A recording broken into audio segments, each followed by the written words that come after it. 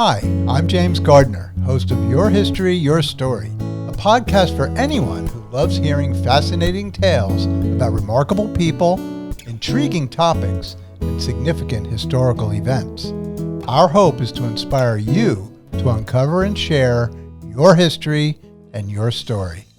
In this episode of Your History, Your Story, we're pleased to welcome back author, librarian, and research historian Becky Diamond. Becky will take us back to America's golden era as we discuss her new book, The Gilded Age Christmas Cookbook, Cookies and Treats from America's Golden Era, 1868 to 1900. We'll be talking about the delicious world of holiday sweets while exploring the stories behind the rich traditions celebrated and the treats enjoyed across the country during the late 19th century. Join us as we discover the vibrant blend of culture, history, and festive flavors that helped shape Christmas in the Gilded Age. I'd now like to welcome Becky Diamond to our show. Welcome, Becky. Thank you so much, James. It's great to be back. I think it was February of 2024. We had you for an episode called A Taste of the Gilded Age, and we had a really great time. The whole conversation made me hungry. And your book, it was wonderful because it mixed history with food and recipes, and it was just a lot of fun. But you're back to talk about your new book. It's called The Gilded Age Christmas Book, Cookies and Treats from America's Golden Era, 1868 to 1900. And again, it makes me hungry. And I want to talk to you about the book because I really enjoyed so many of the stories in it.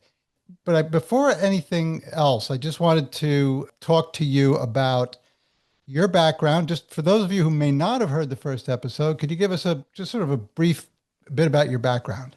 Sure. Yeah. So I'm a researcher, librarian, writer. I've been writing about food since about 2010.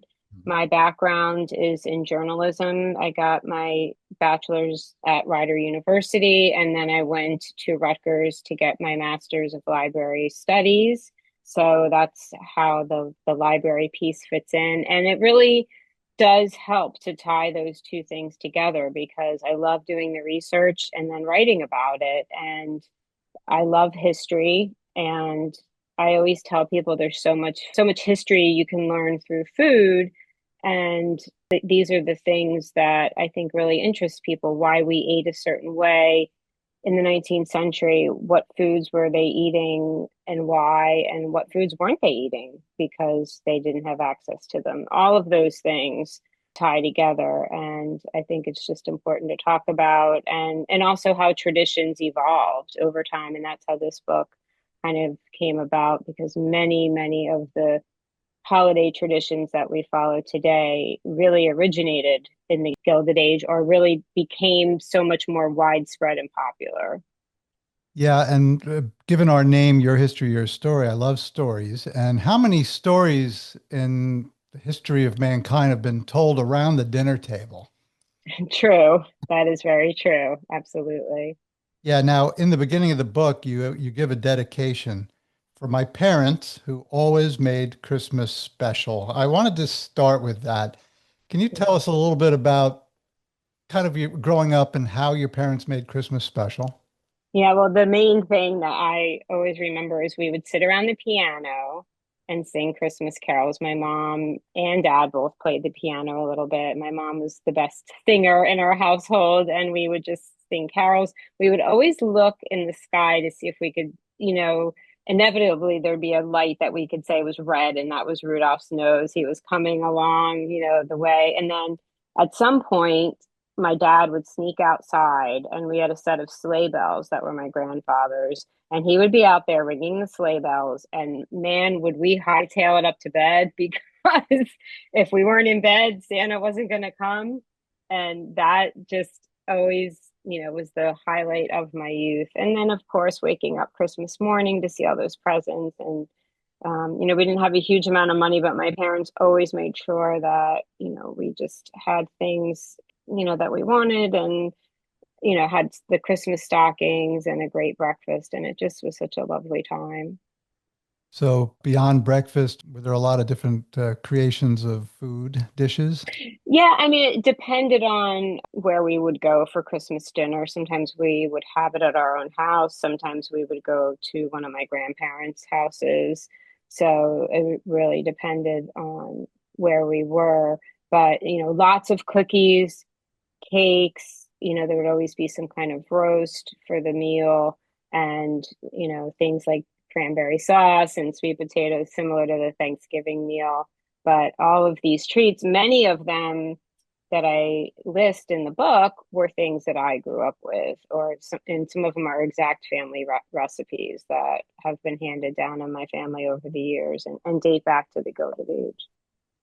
Yeah, I have many fond memories of my childhood and my parents and grandparents and my brother. I have an older brother. They all made it very special for me. And some of the dishes that you talk about in the cookbook remind me of things that I had growing up, like Christmas pudding. Like plum Mm-hmm. pudding was part of our meal. I wasn't a big fan of it, but because of my English background, it was the thing. I think you even mentioned the Charles Dickens in relation to the Christmas pudding and Mrs. Cratchit, I think, was it? Yes, she would be, stirring the Christmas pudding. They would, that was like a big family tradition for a lot of families. And then the pudding, you would set it aside and let it kind of, the flavors meld together. And then you would make it later on and, yeah, bring it flaming to the table because it would have a little bit of brandy in it and you'd pour that hard sauce over and then you could bring it in.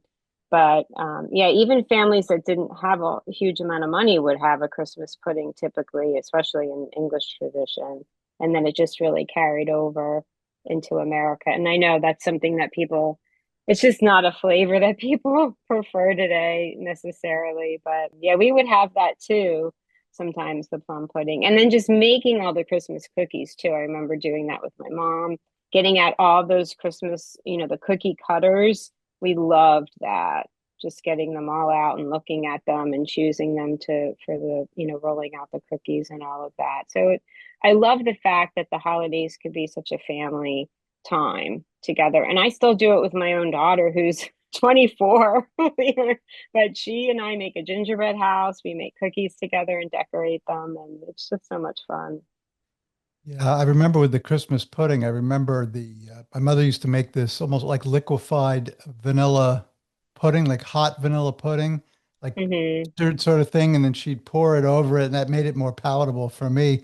But it was Hmm. a lot of sugar intake on the meal. So this book, first of all, it's such an attractive book. Oh, thank It you. screams Christmas, and it's wonderful.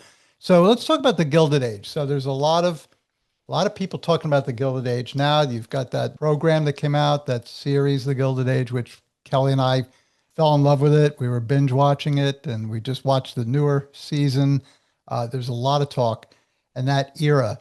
But in the start of your book, you mentioned about Clement Moore, who wrote "Twas the Night Before Christmas," right? Hmm. And it was, I think it dates till like the early 1820s or something like that. But there's the reference to sugar plums. And to my knowledge, I was not familiar with what a sugar plum actually is. I'm not sure I've actually seen a sugar plum, but I know it was something you mentioned that continued in popularity. People used them or were familiar with them right up until the Gilded Age, but then they sort of disappeared. And now the book sort of brings it back. Can you talk about bridging today's recipes that you have in this book to the Gilded Age?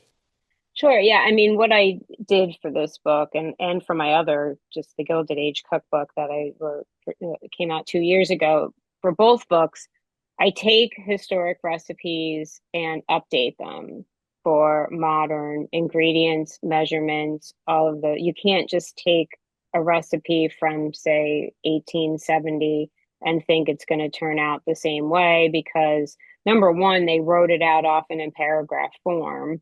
It wasn't listed like you see now with the exact measurements and everything listed in order of how you're going to use it in a recipe. So there's a lot of deciphering when you look at these older recipes. And that's what I do is I go through And I say, well, this recipe says that it needs 10 eggs. Well, eggs were smaller then, so I don't need as many today to make this baked good, whatever what I'm making.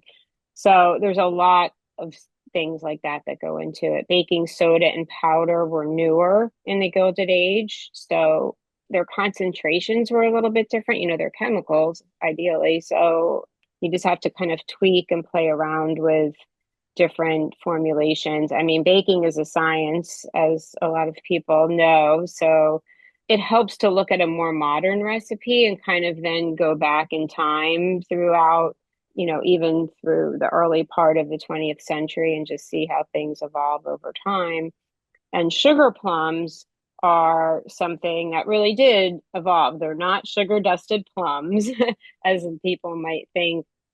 They started out as kind of like a hard candy, and there was something called comfits, and that was like they could be nuts or fruits coated in sugar, like just little sweets, because that's what they had then. Sugar was very expensive. It was used more sparingly and for special occasions. Also, a lot of candies and things evolved from medicine. So they used sugar in medicines to kind of stave off that bitter taste.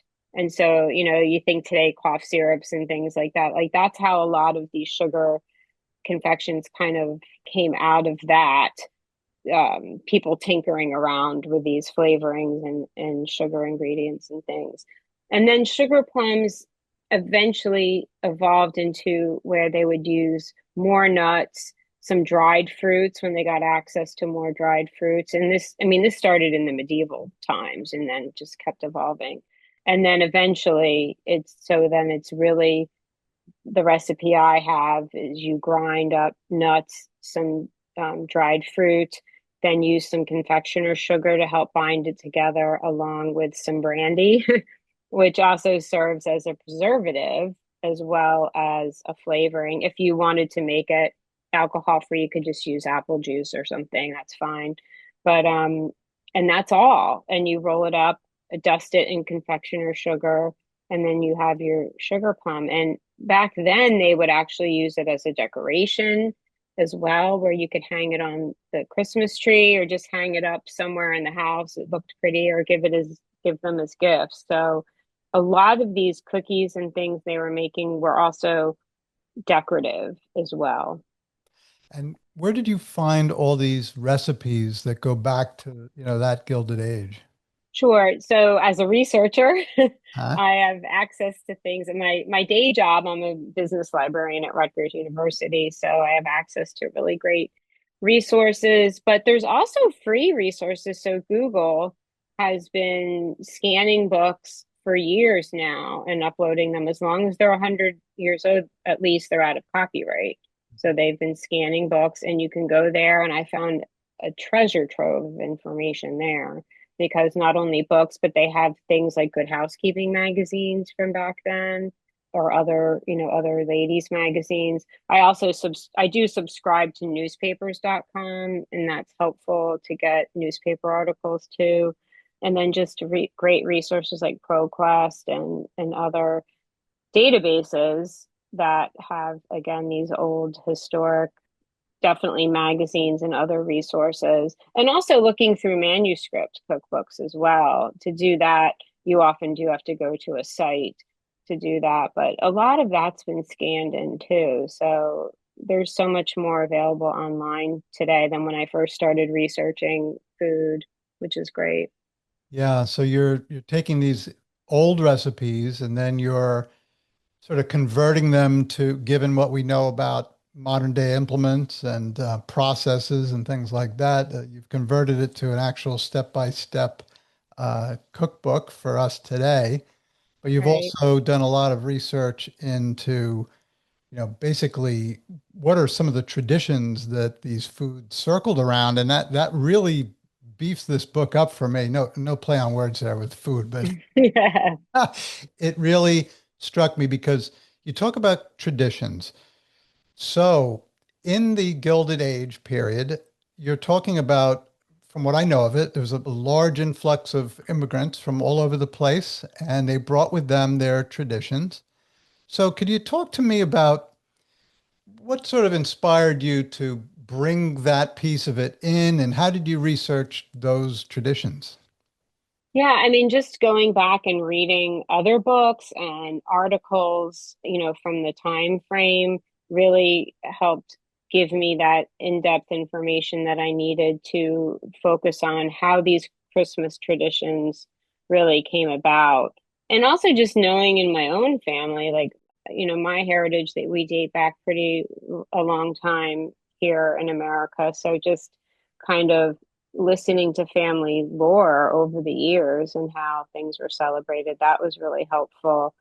But yeah, just doing all this research really made me realize this was the time frame in American history when a lot of our current holiday traditions really became popular, more widespread, and more just accepted amongst all types of people. Because I also think this was the time, post Civil War, people were moving around a lot more. There were trains and more transportation methods, so people could move across the country much more. So you get many more cultures. Just, we called it the melting pot for years, but it literally was. And so you might see your neighbor who's Swedish celebrating their St. Nicholas's Day or something, and you're like, oh, I want to incorporate that into my own celebration. So there's just all these different traditions that are coming together, and I mentioned Hanukkah in there too. I have a whole chapter because same with Hanukkah,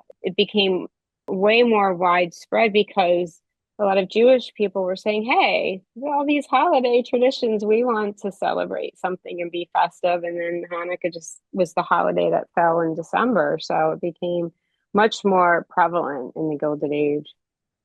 Yeah, well, since we're talking about Hanukkah, can we talk about donuts and potato pancakes? What were they actually called?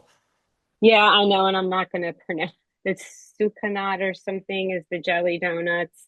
And then latkes are the potato pancakes. And those are the main foods that I found at that time frame that were associated with Hanukkah. And all my research, it seems like still today too, are, those are kind of the main foods. So yeah, we wanted to make sure we included at least one, and we have the jelly donuts in the cookbook. Yeah, so I want to talk about some of the traditions that you spoke about.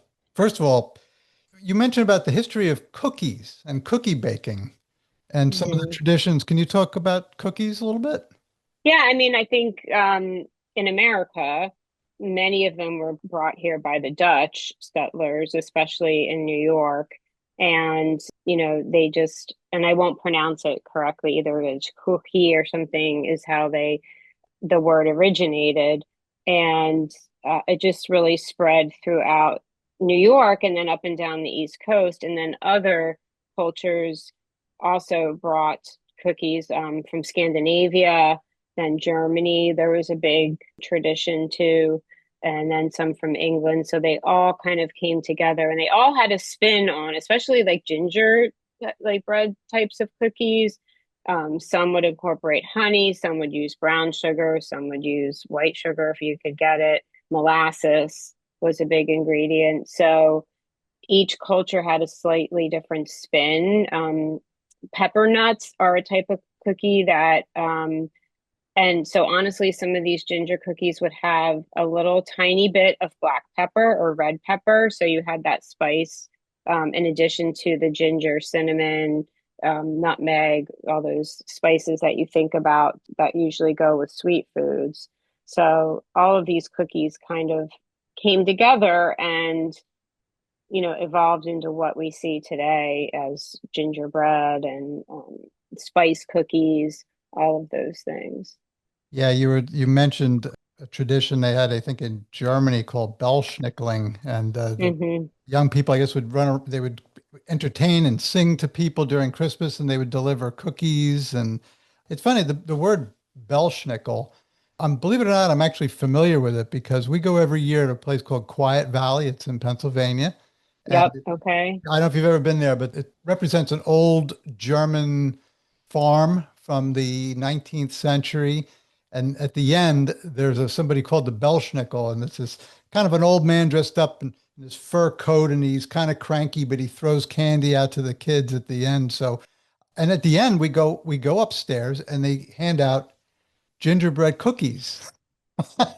So I thought that must tie into what Becky's talking about. Also, my wife Kelly, her grandmother used to take her to this bakery in Brooklyn called Rudy's. It was a German bakery back then. It's still a German bakery, but the owner is actually Italian, but it's a German bakery. And she used to get these Santa Claus cookies, these big gingerbread Mm. with the paper Santa Claus drawing on the front, and we still get them every year delivered to our house, and they're delicious. But some Yeah. of the other things you talked about, there was a section that you talked about chocolate cake, and Hmm. chocolate cake hasn't been around forever like I thought it was. Can you talk about that? Yeah, chocolate is fascinating. I do talks just on that because again, this was the time frame when chocolate flavored desserts really came into their own. And you mentioned a little earlier how things like sugar plums kind of fell out of favor. And I always think a lot of that was because chocolate as a flavoring eclipsed all of these other ones that were popular, in the 19th century. Like they used rose water a lot. They used a lot of spices, dried fruit and nuts, that kind of thing. But with chocolate, for years and years, it was traditionally mainly a drinking beverage. It was shipped in these bricks that were gritty and just, you could shave off the chocolate, but it was like it wasn't the shavings we think of today. So what happened is there was a Dutchman named Van Houten, and he figured out how to process the cacao bean. Like if you see it, it's like a coffee bean too. It's kind of oily, right? It has this oily component, the cocoa butter, but you had to separate that, and then the kind of cocoa was left behind. So once they figured out how to do that, then you could add chocolate to all kinds of baked goods. I mean, they had it before, and you'll see some chocolate recipes, but traditionally it was taking that brick, kind of like I said, shaving or just grinding pieces of it off and incorporating it into the batter. So it wasn't a smooth kind of chocolate; it was more flecks of chocolate in your baked good, which is good too. It just adds a little bit of texture, but then so many more desserts could come about after they started processing chocolate. And it's funny because I also have a recipe for hot chocolate because it was such a popular beverage. And when I say chocolate, I mean like thick, rich drinking chocolate, not like a Swiss Miss packet that's like light when you open it up, like really thick chocolate. If anyone's ever been to especially Belgium, they still bring that out to the tables often for breakfast, like this really thick drinking chocolate.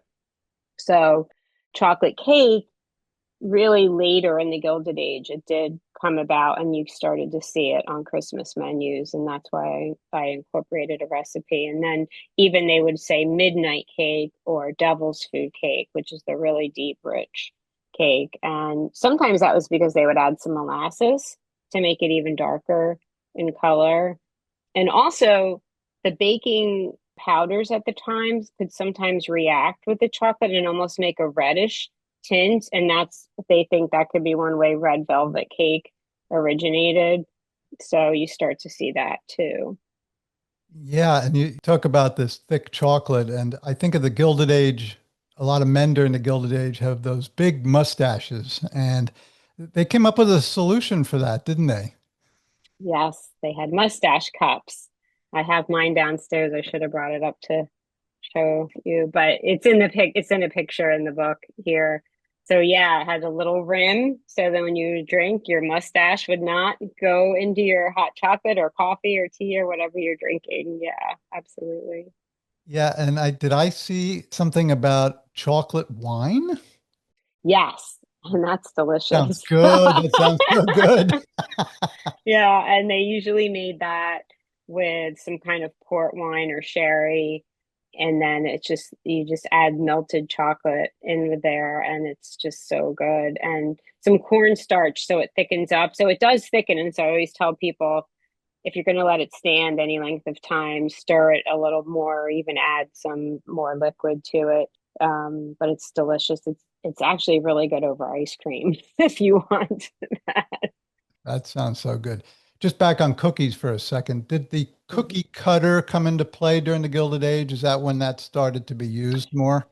It really predates the Gilded Age, but it definitely was used more and more. And I one thing I thought was interesting is the shapes of the cookie cutters for Christmas and the holidays in general weren't necessarily like what we have today with Santa Claus, reindeer, stars, that kind of thing. They were actually often animal shaped cookie cutters, and they could be barnyard animals, or just domestic, dogs, cats kind of thing, or like more exotic, like a lion or elephant or something. So they just like that theme for the cookie cutters. And then you also see stamped cookies, like a lot of the German ones, especially, where you either take a rolling pin and like you kind of stamp it, or there's an actual wooden board and you press the dough in, and then you get like a stamped cookie that way. So it's not necessarily a cutter, but it's shaping the cookie a certain way. Yeah, and for people who are going to get your book, they're going to find out how P.T. Barnum might have had some influence over the cookie world. So, That's right. Yeah, they hung and so the little box of animal crackers that is still available today was a holiday promotional kind of thing that originated so that you could hang it on the Christmas tree, and that's what that little string was for. So yeah, I thought that was a little fun fact too. why do the ones shaped like animals taste so much better than just the round cookies, you know? I know it. I know. It's so fun. That was one of my favorite things as a kid, going to the grocery store, and my mom would get the little box for us. So Tell me, did you open them up in the store and start eating them? yeah, I think we probably did, or at least tried to. I don't know. I can't if she would ask to wait till we got home, but yeah, I'm sure that probably helped us keep quiet. So. For sure. Now, you not only talk about food or the history of food, but also just some of the traditions alone. Like you talked about, how did the Santa Claus that we know today come into being, and part of that was due. Well, you talk about Clement Moore, but hmm also Thomas Nast. Could you talk to that a bit? Sure, yeah. So he was an illustrator, and he actually used Clement Moore's A Visit from St. Nicholas as his kind of prototype for how he was depicting Santa to be, and coming from the North Pole and having this fur coat and being rotund and jolly, and the pipe with the smoke encircling his head. Originally, Thomas Nast designed Santa as more of like a little elf, believe it or not, like a small little man. And then he, eventually, after reading the, Clement Moore's poem, thought, oh, I'm going to make it more where he's coming from the North Pole and as the reindeer and all of that, like in his drawings of him. And they really did evolve over time and became so popular. It seems that quite a few of the traditions that we hear about today have their origin in either like Germany or Holland or say Scandinavia. And I don't know. I've done years ago. Kelly and I used to go around. I used to do little presentations to different organizations, and one of the ones that we enjoyed doing the most was called Christmas traditions. And I would sort of lay out how some of these things came into being. And I know, like I think the reindeer and things to do with elves but I think Clement Moore sort of merged them all together, and then Thomas Nast gave us a visual of what all these things were. I think even you talk about stockings. Right. So that also came from Europe, where the children actually would put their shoes out for St. Nicholas to come and fill them, more so on December 6th. That was the more tradition in Europe. And then when people came to this country, it eventually evolved to tie in with Christmas. And part of that was too due to the Protestant Reformation, and they kind of shifted the focus from St. Nicholas to the Christ child bringing gifts. And that's how Chris Kindle That's what they call it. And then Kris Kringle here in the US. And even, the children in Europe, eventually they would put socks or stockings. And at first it was actual stockings that you would wear, they weren't really elaborate in decoration like we have today. But then the Gilded Age, they eventually evolved that way and got bigger and bigger because they were putting more and more toys and little treats in them and such. I always wonder where the tradition came about putting coal I stocking. know, right? Yeah, I didn't come across that at all, but yeah, I did find out about the oranges, oranges and stockings and leaving out treats for Santa and that kind of thing. So these are all things a lot of people do today. Yeah, you talk about your family traditions and your family having been in the country a long time and hearing some of the oral stories and things like that that get passed down is so important. But I remember my grandmother, who grew up in Hampshire, England, in the very early 20th century, she used to tell me she would get a confectioner sugar mouse would be in her stocking and maybe an orange or an apple or Hmm. something like that. And she would be delighted. And it was always in the stocking. And that was it. That was her gift. 10 children in Hmm. the house. She was happy with it. But Yep. fruit and sugar seem to be a staple for even large families, for somebody to get a piece of fruit or something sweet. Yes. And especially to get something like an orange, right, in December, because that's out of season. So for them in England, they probably would have had to have gotten that orange from Spain, maybe, or a little further south in the Mediterranean. So that orange would have had to make its way up to England through boat somehow or overland. And so in America, it was the same thing. Eventually, the oranges were starting to grow in Florida, California, warmer climates there, and then they could ship them up, East Coast or Midwest or whatever through the railroads. And you see them. It was still a luxury item, though, really, to have one in your stocking. So, That makes me think that perhaps it wasn't an orange. Maybe it was something that was easier to get a hold of. And that was it. And sometimes just the sugar mouse you mentioned. But I think the expectations were just for something very small and they would be very happy about it. mhm, Here's something that really interested me. Gilded Age. You talked about centerpieces. mhm. I was so fascinated how they made these things and how important they were. Yeah, I think number one, the Gilded Age was a time frame where everything was about decoration and ornamentation and being ornate. So this was just one other way to do that and to tie in with the holiday theme. Typically, flowers were the biggest way to ornament your tables. And again, to show that you could have these elaborate flower arrangements meant that you had money because then you had access to a hot house because flowers, especially at Christmas time, would be, way out of season. So, but there were hot houses, or you could go to a florist, who had a hot house, but then you would have to spend the money to have them. So, they did have flowers, but they had other, decorations too that they would make out of confections, sugar. They would take spun sugar and make things out of that. And that just was a big thing in the 19th century to have these big sugary sculptures and things.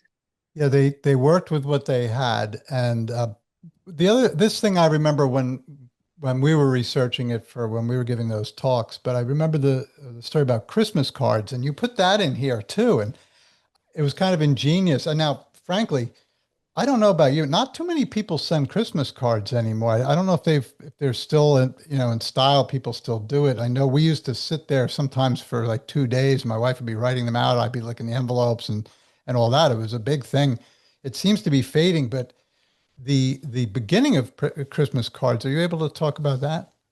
Yeah, so that also came up in the Gilded. It actually started in England originally, and it was just a way to send cheer. Valentine's cards came first, actually, from what I was researching, and then Christmas cards kind of came a little after that, and they were styled similarly, where they were just these really pretty ornate designs and would say Merry Christmas, Happy New Year kind of thing. But it was a way to extend some holiday cheer without spending a huge amount of money and necessarily buying a gift, but you could still kind of, greet people that way by sending them a card in the mail. And I think a lot of what you were saying about cards kind of falling out of favors because now everything's instantaneous and we're just so much less focused on things like a regular mail. We just get emails and texts and everything's online. So now you can just check out somebody's Facebook page and get their updates. Whereas a Christmas card used to be, you could update people what happened over the year and, just kind of greet them that way. So I think that's a big part of it, how it was so important then, because that's what they had to kind of keep in touch with people. Mm. The other thing, thinking of Gilded Age, I think of tea parties. And we're not talking about throwing tea overboard in Boston Harbor. We're talking about real tea parties where I remember back in the 1960s, my mom was born in London. She lived there until she was 25 and when she came over here. But my mom used to have a tea party once in a while, and she'd have a pot of tea. She'd put like 5 or 6 bags in it, and she'd let it steep. And she'd have these little old ladies who were my grandmother and her friends, and there was a little old Scottish lady, and so it was English and Scottish ladies, and they'd come over and they'd talk, and they'd have their tea, and my mother would make little finger sandwiches. I think she made cucumber sandwiches and things like that. So when I think of Mhm. tea party, it brings like a warm feeling to my heart. Were they a big part of the Gilded Age as far as even at Christmas time? Yeah, absolutely. It's funny. I just gave a talk on teas last night for New York Adventure Club. So teas, there were different types. Like you're totally correct that they originated in England and it was a big English tradition. But then over here in America, we started to emulate the same thing. And a lot of times it was like a 5 o'clock tea, they would call it. And it was just a way to kind of extend your social circle. So, you would greet people, they would come in and you'd have your tea table laid out. It wasn't necessarily a sit down tea, but you could do that. It was just for that would be for smaller groups of people. And I think they did do them during the holidays, but often they were maybe tied in with like a debutante coming out tea. So during the holidays, young men suitors for these debutantes were home from college. So the mothers could invite them to their teas and then introduce their young daughters to society, and these gentlemen would be present. So that's what I see the most are these teas associated with debutantes in the Gilded Age, for Christmas. But I'm sure there was other teas as well. Definitely other themes. A lot were charitable themes too that they would do for the holiday times where they would invite children and things like that that might not necessarily get a gift. So, Yeah. Speaking of children, I'm thinking about Helen Gould. You write about Helen mhm. Gould, and there's actually a photograph in the book as well. Could you talk about her and as far as her giving during Christmas time to the children and the people around her? Yeah, so she would host dinners for boys like that were at a specific boys' school or, places where like they were orphaned, and definitely a holiday dinner where they could get a roast turkey and with the trimmings and some, treats after, and then she would have gifts for them. So she was very kind that way and giving back. And that was a big thing that she liked to do every year. Kelly and I just visited Lyndhurst, which was the house that she lived in. And Hmm. if you're interested in the Gilded Age and history in general, wow, we had such a great time. The tour guide was so knowledgeable and it was great fun. So when I saw her name in your book, I was really excited to hear that. What about the Christmas tree? Yeah, so again, that came from originally in medieval times in places like Germany, especially like there was different things where they thought like gods lived in the tree and they were, helping out. Like there was one, I think it was called Bertha. It was the god for babies or something, and would help, shelter babies and just be like a protector. Like a tree was a kind of protecting presence. And eventually they would decorate trees outside, and then eventually they started to bring that cheer inside, as well as greenery in general.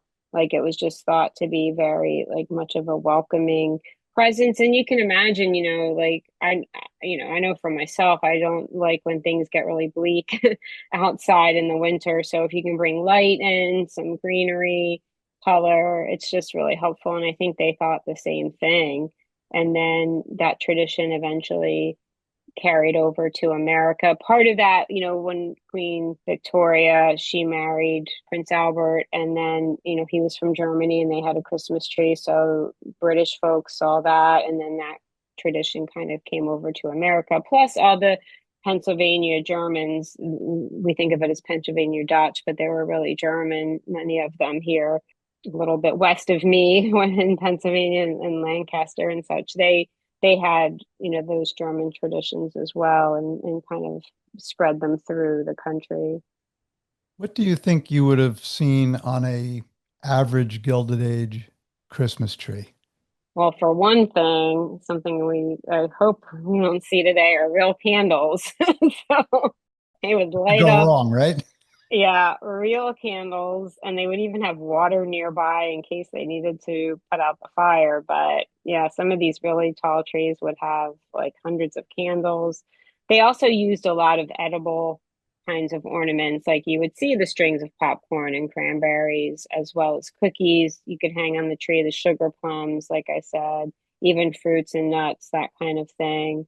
In addition to some glass ornaments and other things that you could save from year to year.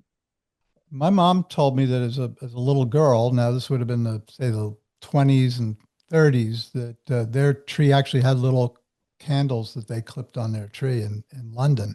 So yeah, you talk Mhm. about dangerous. That brings me to the White House.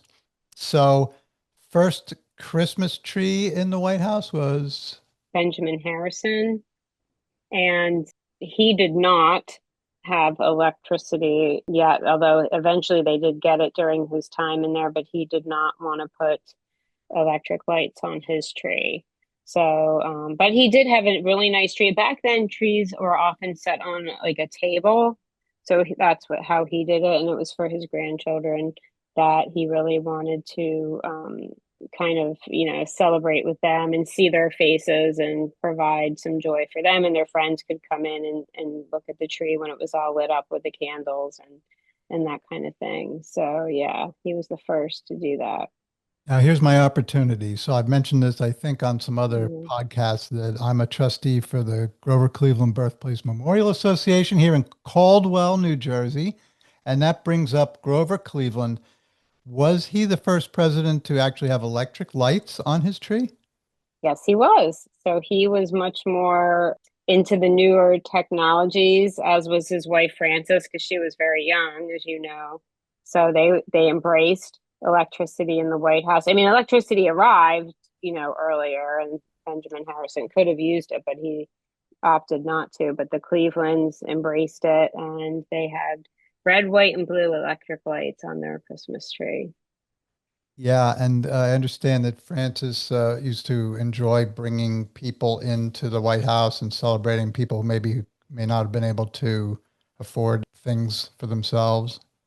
Yes, she was very much into charitable giving, and also for the different workers in the White House, the servants and other people that worked there. She would make sure that they were well compensated during the holidays, and any of the food that was left over, she would wrap up or, have wrapped up for them to take home. So that was really nice.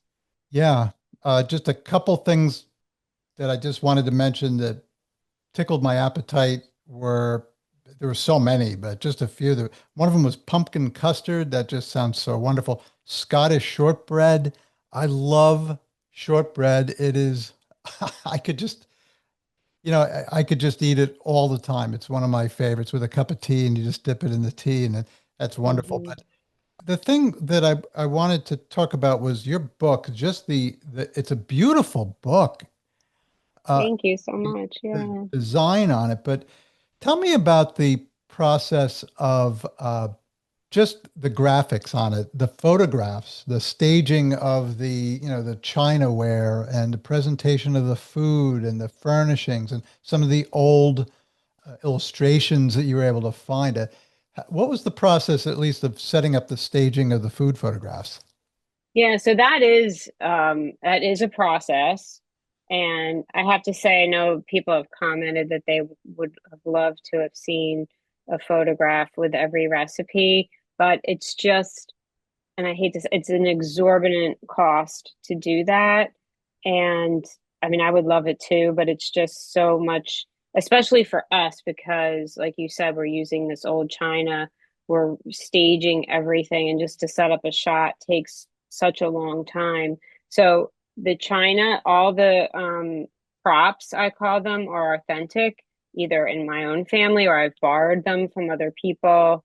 Also, any of the photographs you see on location were all taken at Lyndhurst, which you mentioned before. So that Lyndhurst mansion in Tarrytown, New York, they were so kind and generous and let us take many shots there of both the interior and exterior. Plus, we were able to bring food in and do some shots staging them there. And that just gave it so much more of that authentic feel.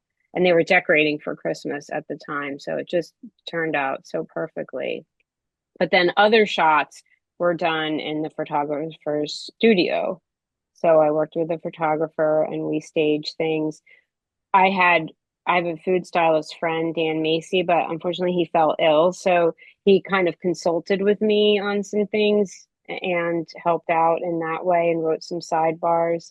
So, Heather, my photographer, and I really did a lot of that staging of the shots. And you think about, like, I have this one recipe for spice gems, which are these little, almost like little muffins, and they come in this special gem pan that I write about too, which you can buy today. It's cast iron. So we wanted to make sure that was in the shot just to show people, that's, what a gem pan looks like. So you try to incorporate things where if there's a cooking tool or implement or just the way you're setting the table, what would be served along with it, with the, whatever the baked good is or ornamentation, that kind of thing. But it is a very long process for, when Heather and I did a photo shoot, it was all day. I mean, all day on our feet and just, like changing out props, and then you have to decorate things and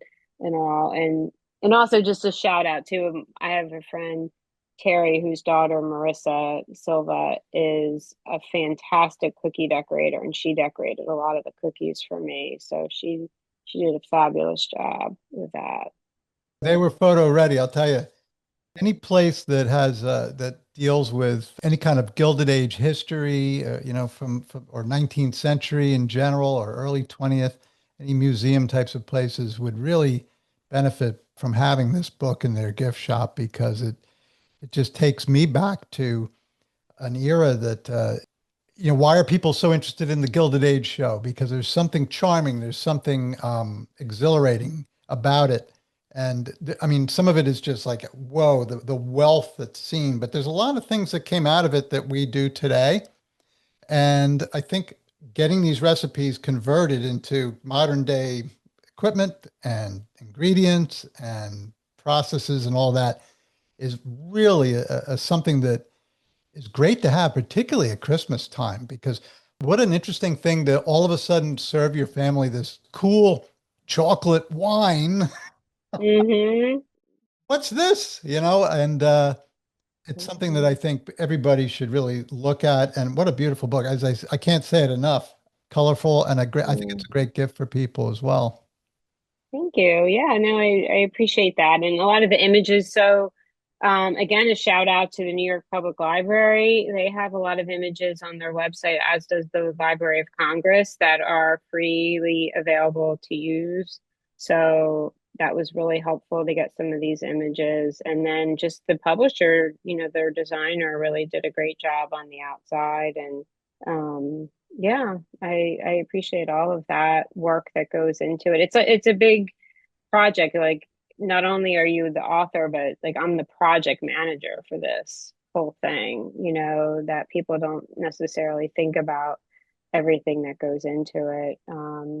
Also, just real quick to go back to what you said about the Gilded Age, the one main takeaway that I always want people to think is that it was a time of innovation and technology, absolutely. And so those women working in the kitchens, if they had had the electric mixers and blenders and all things that we have today, they would have absolutely used them because they were starting to incorporate things like these chemical rising agents. The rotary egg beater came into play during the Gilded Age, and that was a big game changer, not having to whip eggs by hand. So they were, and then some electric appliances were starting, like refrigeration, which was a huge deal too. Ice boxes, that wasn't electric, but like all these innovations were helping the culinary industry along, really, in so many ways. So those women absolutely embraced all of that. Well, you've done a great job. Do you have any other projects coming up in your brain right now? Yeah, so my current project is a history of the City Tavern restaurant, and that was in Philadelphia. Really started right before the revolution. It was launched, and then all through that time frame, it was really integral to what was happening in both Philadelphia and the whole country, gaining independence, and then kind of going forward from that. And then it burned in the 1830s, and by the 1850s, it was taken down. But then in 1976, they rebuilt it for the bicentennial. It's now closed after COVID, and I think the National Park Service would love to find a buyer, from what I've heard. But anyway, I just wanted. It's not going to be a long book, but it's like a history from that one lens of the City Tavern and its significance to our history. And it's tying in with next year being the 250th anniversary of the United States. So it's going to be that. And then after that, I'm going to be working on a book of Edith Wharton's recipes, similar to these two Gilded Age cookbooks, where you take the history kind of behind the recipe and significance to Edith Wharton's writings and how she talked about food in her writings. So that's going to be my next project after this. And then I would also love to do a third in this Gilded Age trilogy on teas. And it's funny that you mentioned that, but there's so many recipes and types of teas that I feel like you could write about. So I'd like to round out the trilogy with that. So I have a few projects going forward, hopefully. Well, it would be great for next year for the City Tavern history. And boy, if we could get you back to talk about that one, Sure. for our listeners, you were kind enough to come up to North Jersey. It was last year, and you spoke to the Grover Cleveland Birthplace Memorial Association, and you gave a wonderful presentation. You actually brought one of your recipes up, which was great, and we all Mhm. loved you. And we'd love to have you back again sometime. I would love to do that. Thank you so much. Everyone was so just generous and kind. And yeah, and I would love to see, because I didn't get to see the actual Grover Cleveland Museum open yet, right? Because it is open now. It is Yeah, the visitor center is open. There's some work being done in the actual birthplace, but we hope to have that open soon as well. So we'll keep you posted on that. How's that? that's perfect. I definitely would want to take a look at that. Thank Yes. you so much. Oh, there is an article. This might interest you, being interested in cooking. So in our museum, we have a piece of wedding cake from Grover and Frances Cleveland's wedding. I think you guys told me that. Yeah, and I thought that was just so fascinating. And it's under glass though, right? That's Like it's under glass. yeah, yeah, that's great. I love that. So Yeah. we'll try to arrange to get you to see that when you come up again. Thank you so much for having me. I really appreciate it and I always enjoy your podcast. And I love how you bring history and to your story and the stories of everyone you talk to. It's great. Well, thank you. It's because of people like you. So thanks again. Sure. Absolutely. All right, Yeah. Becky. I hope you have a wonderful day and Christmas season, and I hope you sell a lot of books. Thank you very much. It was great speaking with you. Bye. Thank you for listening to this episode of Your History, Your Story. Don't forget to follow us on YouTube, Facebook, X, and Instagram to stay connected. We'd love to hear from you whether you have questions, comments, or a story to share. Until next time, be well and God bless.